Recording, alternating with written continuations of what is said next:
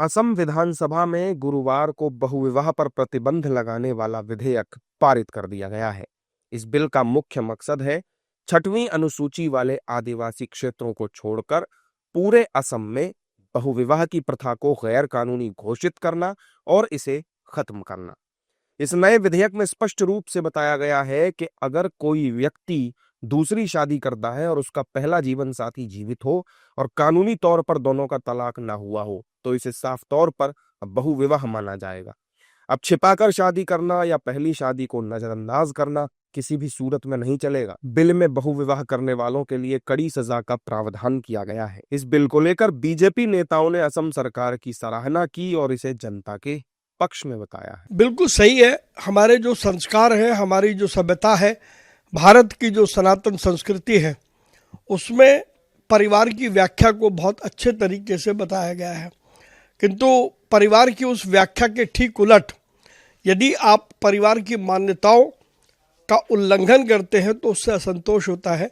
और इसलिए ये जो बिल आया है, ये बिल वास्तव में एक बार फिर असम में संस्कृति को बचाएगा और हमारी सभ्यता को अक्षुण्ण रखेगा। पॉलीगैमी समाज के लिए एक नासूर है और इस पर कार्रवाई होनी ही चाहिए।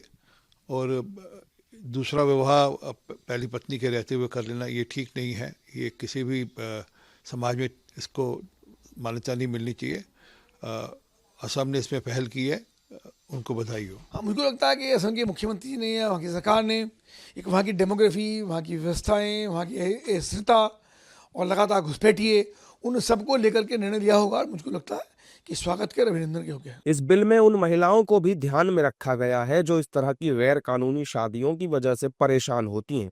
विधेयक में प्रभावित महिलाओं के लिए मुआवजा और कानूनी सुरक्षा का प्रावधान किया गया है ताकि वे आर्थिक और सामाजिक रूप से सुरक्षित रह सकें, जिसे लेकर विपक्षी दलों के नेताओं और मुस्लिम धर्मगुरुओं ने भी इस बिल को सही करार दिया है। बिल्कुल, इसमें कोई हमको नहीं लगता है कि कोई ऐसी बात है जो अगर कानून बनाकर कोई कार्रवाई की जाए और सब पर लागू हो, हर धर्म वालों पर लागू हो, हर जाति बरादरी पर लागू हो, तो किसी को एतराज़ नहीं हो सकता। हमको भी नहीं एतराज़। नहीं, ऐसा ये देखिए, ये एक से ज़्यादा औरत करना ये पुरुषी मानसिकता है।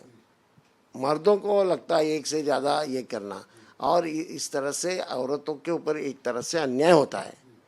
वो होना नहीं चाहिए, ये मैं भी मानता हूँ, लेकिन ये मुसलमानों में ही होता है, ऐसा समझना बिल्कुल गलत बात है। इतना ही मेरा कहना है। एक से अधिक शादी पे अगर कोई रूल आ रहा है और वो बिल हो रहा है तो डेफिनेटली मुझे लगता है कि सभी लोग इससे सहमति रखते होंगे। देखिए, आप सब जानते हैं कि हमारे मुल्क के आइन, कॉन्स्टिट्यूशन, संविधान ने हर शहरी को अपने मजहब पर अमल करने की पूरी आज़ादी दी है और religious freedom is a fundamental right as per the constitution of our country.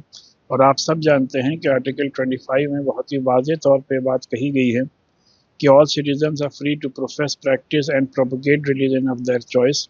और फिर हर कम्युनिटी को इस बात का भी कानूनी हक है कि वो अपने पर्सनल मैटर्स में अपने पर्सनल लॉज पर अमल कर सकता है।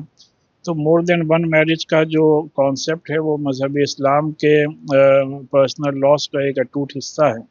और ये और बात है कि एक से ज़्यादा शादी के हमारे यहाँ मजहब इस्लाम में बहुत सख्त कवानीन हैं, बहुत सख्त कंडीशंस हैं, जिसको कि आमतौर पे लोग मीट आउट नहीं कर सकते हैं, नहीं कर पाते हैं। और ग्राउंड रियलिटी ये है कि अगर आप देखें कि percentage of more than one marriages किस कम्युनिटी में सबसे ज़्यादा है, तो मेजॉरिटी कम्युनिटी में परसेंटेज ज़्यादा है as compare to the minority community. Assam सरकार के इस फैसले को सत्ता पक्ष और विपक्ष सभी ने सराहा है। वहीं सरकार का ये मानना है कि ये कदम समाज में समानता लाने और खासकर महिलाओं के अधिकारों को सुरक्षित करने की दिशा में बेहद जरूरी है।